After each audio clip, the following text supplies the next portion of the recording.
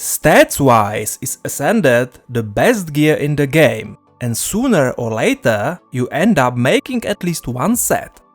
Obtaining is meant to be a bit more difficult and time-consuming. It usually takes around a month or even more. However, if you are eager to get it ASAP, no matter the cost, I will show you the way. Keep in mind, those 24 hours will require a hardcore focus. If you are a more casual player, it will take around 3 days instead. In this guide, I will briefly talk about multiple complex crafting recipes, collections or farming methods. All related links with more details will be in the video description. Based on the average character build, let's assume that you will need 6 pieces of armor, 2 weapons, backpack, amulet, 2 rings and 2 accessories. Then the average price of the entire set, including all side requirements like craft training, will be around 1200 gold. Let's start with the armor and weapons. Both require pretty much the same task, so I will mash them together. First, you have to level up your desired crafting disciplines up to 500. Check armor and weapons that you will need for your build and cross-reference them with this table to train the correct ones. To do that as fast and cheap as possible, go to the gwcrafts.net and pick the fast guide for levels 1 to 400 and then, next to it, the guide from 400 to 500. It should not take more than 30 minutes per discipline. The cost for one is somewhere between 40 and 80 gold. Recipes for mostly used stats like Berserker are gated behind laurels from daily login rewards. However, there is a workaround. Stats of any armor or weapon can be changed in the Mystic Forge for a really low cost.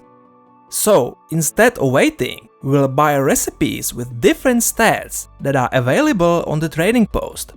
The chosen one will be Veratas for both armor and weapons. There is no catch except recipes for insignias and inscriptions that you have to buy with bandit crests in the silver wastes. You can find most of the required ingredients on the trading post or at the vendor next to the crafting station. Well, except the following: obsidian shards, bloodstone dust, dragonite ore and imperial fragments for vision crystals need to be farmed. And the absolute best place where to do it all at once is the Silver Wastes meta event farm.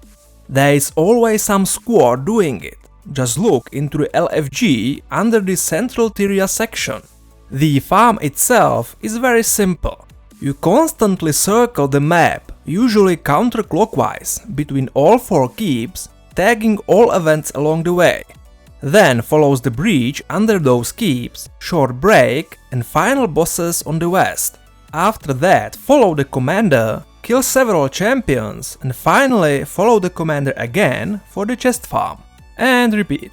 Events there also give bandit crests what you can spend on keys for those chests and also for Verata inscription and insignia recipes that I've mentioned earlier. And the last 2 required items are Globe of Dark Matter and Augur Stone. Globe is a fairly common drop from salvaging exotic items. Just buy some cheap ones on the trading post and salvage them with yellow kits until you have enough. Augur Stone is sold at the NPC next to the Mystic Forge for spirit shards. The main source of spirit shards are level ups, which again can be done fairly quickly in the Silver Wastes. However, it can only be done if you currently don't train any regional mastery. Either finish all masteries first, or simply let all current mastery XP bars fill out, and don't spend mastery points to unlock them. This way, progress of masteries stops, and all excess XP will go towards regular level ups and spirit shards. They also drop randomly from various chests or while opening all kinds of bags. Again, you can't find a better place to farm those than Silver Wastes. The total cost of each piece will be somewhere between 35 and 50 gold. Same as all remaining trinkets, backpacks don't have an option to change stats in the Mystic Forge, like weapons and armor. So, we have to pick those with selectable stats. In this case, we have 4 viable options, and you just have to pick one with the cheapest recipe on the trading post. It's either Light of Dwayna, Shadow of Grant, Chaos of Lissa, or Bow of Melandru. Crafting will require one of the armor disciplines at level 500, which you should already have if you crafted Ascended armor. All necessary items are on the trading post, except Icy Runestones, what you have to buy at this hard vendor in the Frostgorge Sounds. And how to farm for Vision Crystal we know already. The final price will be around 90 gold.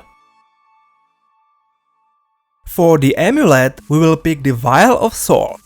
It will again require some Bloodstone Dust, Dragonite Ore, Imperial Fragments and Globs of Dark Matter. We already know how to get those. All remaining items, including necessary PvP currency, are on the trading post. Once you have it, craft it in the Mystic Forge. The total price will be around 15 gold. The first ring will be quite challenging and very expensive if you wanna do it within one day. First, you have to buy Living World Season 3, Episode 3, Crack in the Ice, because we will gather winter berries and unbound magic in the Bitterfrost Frontier. Nodes are spread around the map and are limited per day per character, so you can gather them with one character and then with another and another. Unbound magic comes from consuming those winter berries. The map is for the max level characters, but if you don't have any high level alts, you can enter with low levels as well. You can simply create a new known character and run through Wayfire Foothills and Frostgorge Sounds. It's not far. However, there is a catch. Those nodes can be gathered only with Orichalcum sickles, and those are for level 60 and above. Fortunately, there is a workaround, an expensive one. On the gem store, buy any unlimited gathering sickle. Those don't have any level requirements, and you can swap them through the bank between your alts. Farming itself will be quite challenging, because mobs will obviously one-shot you, but it just needs a little bit of practice. You can buy some Ash Legion spy kits at this hard vendor in the plains of Ashford and stealth yourself. Playing as a thief is also a good idea for extra stealth and mobility. The total cost will vary. If you have enough high-level alts, it will be for free. With unlimited gathering sickle, it's around 350 gold. The second ring will be fast and easy.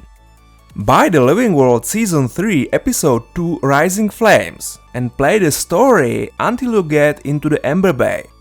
There, go under the sealed entrance POI and with pop-up dialogue, throw soot-covered ring from the trading post into the lava. After a moment, you will get Ascended ring in return. Total price, including the episode, will be around 100 gold. The first accessory, or earring if you want, Wayland Manual of Style, will be by far the most expensive part of this gear set. You will get this item by completing the basic collection called the Style Guide. You have to visit a few NPCs around the world, buy some fairly expensive items from the trading post, and finally craft a Ascended backpack called Kos on Kos in the Mystic Forge. Unfortunately, it has fixed soldier stats, otherwise you could skip the whole Ascended backpack part. The total price will be around 130 gold.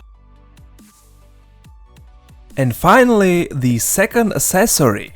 Find a decent guild and join them for the guild missions. It will take around an hour and you will get just enough guild commendations to buy an accessory with the stats you need from the vendor in the guild hall. The total cost will be only 5 gold. That's all I had for today, so if you enjoyed, don't forget to subscribe or leave a comment and stay tuned for next time.